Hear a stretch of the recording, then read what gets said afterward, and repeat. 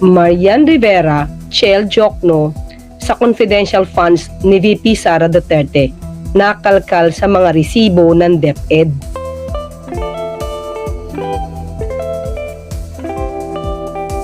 Marian Rivera, Chel Jokno sa confidential funds ni VP Sara Duterte nakalkal sa mga resibo ng DepEd. O, kailan to? May 21, 2025. Mga Rivera na pangalan. Hindi naman ito masabing common. Siguro ilan, lalo na siguro yung Chel Jokno. Mas lalong hindi common ito, hindi ba? So ano sabi dito? Ibinunyag ng radio at television newscaster na si Arnold Clavio sa kanyang regular na column sa Abante Tonight ang natisod pang mga impormasyon ng House Prosecution Panel sa impeachment case laban kay VP Sara Duterte. Nakalkal pa umano ang mga mambabatas na magsisilbing prosecutor sa impeachment trial ang mga resibo sa confidential fund ni Duterte na ang nakapirma ay ang kapangalan ng actress na si Marian Rivera at isa pang kapangalan naman ni Attorney Chel Jokno. Okay? Nakalkal ito umano sa mga resibo ng DepEd na isumite sa Commission on Audit. Okay, pero sinabi ni Clavio na ginamit lamang ang pangalan ng aktres ayon sa kanyang source. Okay? Batay sa acknowledgement receipt, nasa 100,000 ang ibinigay kay Marian Rivera. So, ayun. Diba? Bayaran ang isang Marian Rivera at isang Chel Jokno. Ay, ano naman ang komento nitong si kapangalan na Chel Jokno. Ayan. Lahat na ba nasa listahan ng confidential funds? Pati ba naman pangalan ni Ma'am Marian dinamay nila? Grabe.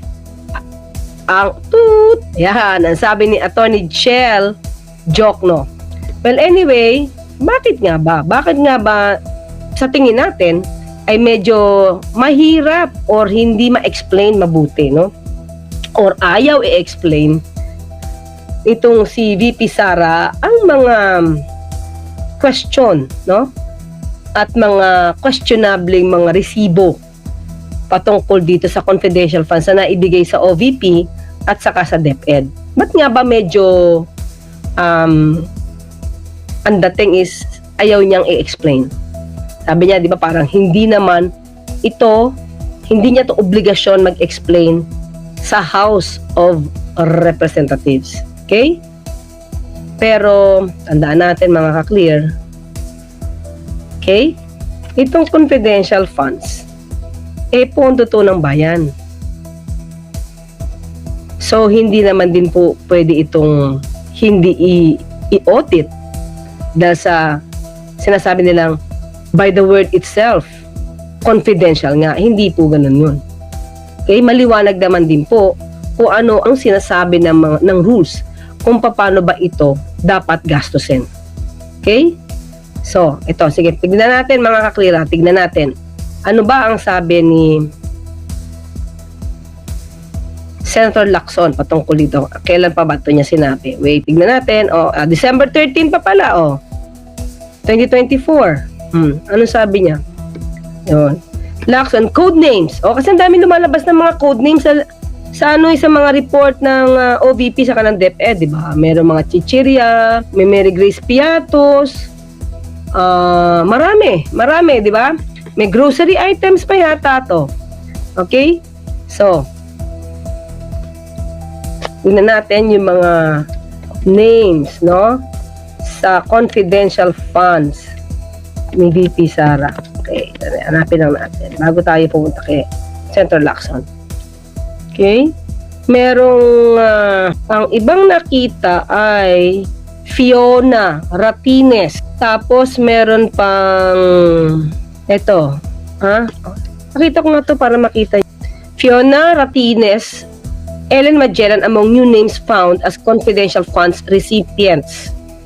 Okay? According to Ortega, the new names that were supposedly submitted by the OVP and the DepEd to the Commission on Audit included Hanilet Camille C., Fiona Biong, Fiona Villegas, Fiona Ratines, Ellen Magellan, Erwin Ewan, Gary Tanada, and Joel Linangan. Makikita mo na, ito ba? Totoo kaya ito mga names na to? Okay, tingnan natin dito. Ano sabi dyan? Yung Fiona, ito. Yung Hanilet C. and Fiona Biong, Fiona Villegas, and Joel Linangan. Parang ano to director ang dating, no? Were listed as alleged beneficiaries of OVP's 500 million confidential funds. Ito naman si Fiona Ratines, Edwin Ewan, Ellen Magellan, and Gary Tanada, parang Gary Granada, no? Allegedly received a portion of DepEd's 112.5 million confidential fund. Tapos, tignan nila, the La Union lawmaker pointed out that like the other questionable names previously disclosed, this new batch of names did not appear in any official birth, marriage, and death records from the Philippine Statistics Authority. Diba? Sabi dito, hindi nakakatawa ang paulit-ulit na paggamit ng mga peking pangalan na parang hinuhugot mula sa sine at showbiz. Bata, Ellen Adarna, parang gano'n natin. Gary Granada.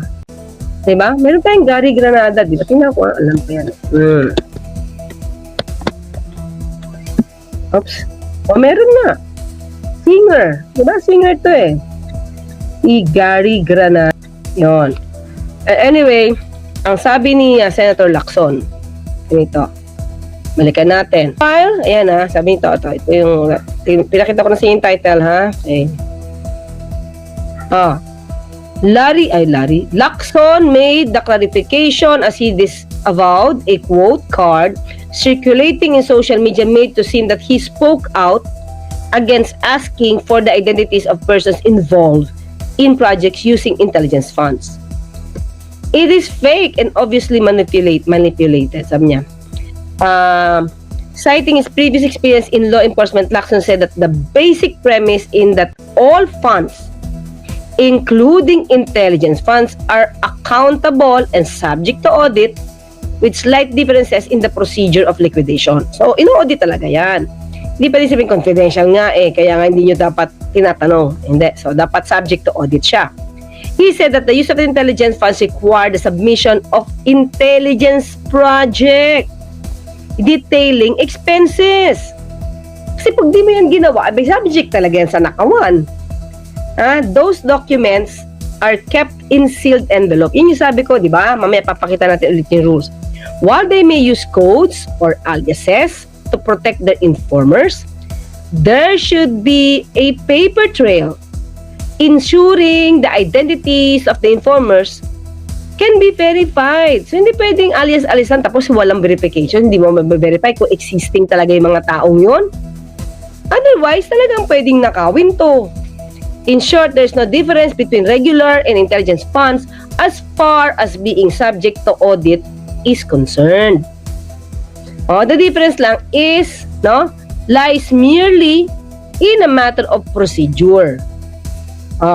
So, sabi dito, Lacson acknowledged that people with access to identities of the people hiding behind the code names must bear their responsibility and equal accountability after existing laws to maintain the confidentiality of the same, but agreed that scrutiny of intelligence funds and confidential funds, the counterpart for civilian agencies, should continue. So, hindi pwede. That is something new. That is not something new. Huwag tayo magpaloko. Diba? Huwag tayo magpaloko sa sinasabing, confidential funds nga, kaya hindi pwedeng suriin. Diba? Hindi pwedeng busisiin. So, dito tayo pumunta, mga clear ha? Tandaan natin. Paano ba? Kasi hindi naman bago si VP Sara magkaroon ng ganito kalaki ang nakukuha niyang confidential funds. Nasanay na siya, mga ka-clear. Diba? Nasanay na siya. So in other words, dapat ito alam niyang gastusin kasi matagal na siya nakakakuha ng confidential funds. Diba? So tanong natin, paano niya ba ito naggastos? Yun lang naman, di ko nasasabing mali ang pinagkagastos niya, pero paano niya ba itong iginastos or ginastos kung hindi niya kayang i-report ito ng tama. Kung ipinapakita niya ngayon na hindi niya kayang i-report ito ng tama. 'Di ba? So, tingnan natin mga kakang ginamit. Ayan. Okay, ito yung reference mga clear. Okay? From feeding programs to tree planting, Sarah says confidential funds used across the board. O, di ba? Dito siya gumamit feeding programs to tree planting. O samantalang, tandaan natin, sinabi rin niya na tree planting, meron din siyang proyektong tree planting sa DepEd. May feeding program din siya. Tapos mayroon siyang magnegosyo taday sa OVP. Ginapitan din niya. So ito, this is September 4, 2023. Kasi medyo umiingay-ingay na rito mga ka-clear yung confidential funds niya. Diba? So kaya itinanong ito. So itong sagot niya, very confident pa siya. At nandoon sila, Atty. Zuleika Lopez na tumatango during the hearing. Okay? Sabi niya dito, during the OVP budget briefing in the Senate, a more forthcoming Duterte reiterated that the confidential funds received by the OVP are used mainly for the safe, secure, and successful implementation of the projects, programs, and activities of our office. Yan safe, secure, and successful implementation of the projects, programs, and activities of our office. Duterte was responding to question by Senator Riza Ontiveros, who asked whether all the OVP projects and programs Duterte enumerated during the briefing, as well as her function as Vice President and 2 other roles in the government were funded by confidential expenditures. Dalawa. At sa kanyang mga ibang roles. Ano sa kanya? Funded ka ba ng confidential funds? OVP, saka DepEd. Ano sagot ni VP Sara? Yes. In the affirmative oo siya. So ano yung mga program na ginastusan ng confidential funds? Ito. Duterte enumerated the following programs of the OVP which he confirmed were covered or supported by confidential expenses. Some of these, such as Libreng Sakay program, are the OVP's flagship public assistance project that were launched early into the Duterte's term in 2022. Ito mga projects na to mga clear actually. Pwede na natin sa ibang programa, ibang departamento, di ba? And anyway, yung kanyang project. So ito pa, ano pa yung pinagagastusan? Supported by confidential expenses, mga clear. Entrepreneurship program. Ito yung magnegosyo taday. Pero di ba, sabi nga natin, nung nireport natin nung nakaraan, yung paggamit sa magnegosyo taday, mga kaklir, hindi ito nagamit mabuti. Mas naunang naubos ang pera ng confidential funds kesa ayusin itong magnegosyo taday sa DepEd. Okay? Okay. Teka lang. Ito pakita ko. Ito pakita ko to. 0.4% of magnegosyo taday funds. Maliit lang ang nagastos niya dyan. So, wala masyado natulungan yan. Samantala, may pondo ito na 150 million. Only 600,000 lang ang nagamit. So, ibig sabihin, inefficient sila mabigyan ng negosyo yung mga tao. Diba? Hindi masyado itong napakinabangan. Natulog yung pera, pero ang naunang ubusin, yung confidential funds. So, okay? So, pakita ko. Saan na ba yun? Peace building. Yun. Pagbabago campaign, distribution of free school supplies, pagbabago a million learners and tree planting program, pansarap program, kung totoo sa mga akli, ito pwedeng trabaho na ng DSWD. Saka DND. Office of the Civil Defense, Disaster Operations Center. Feeding program, disaster relief program, free transportation program. Wala ito para sa peace and order na supposed to be, diba, ang gagastusan ng confidential funds. for security. Diba? In addition to that, I discharged the functions and duties of the Secretary of the Department of Education. And in addition to that, I was tasked by the President to co-chair NTFL-CAP. And in addition to that, I also took on the role of the President of the Southeast Asian Ministers of Education Organization. And all of these activities use confidential funds.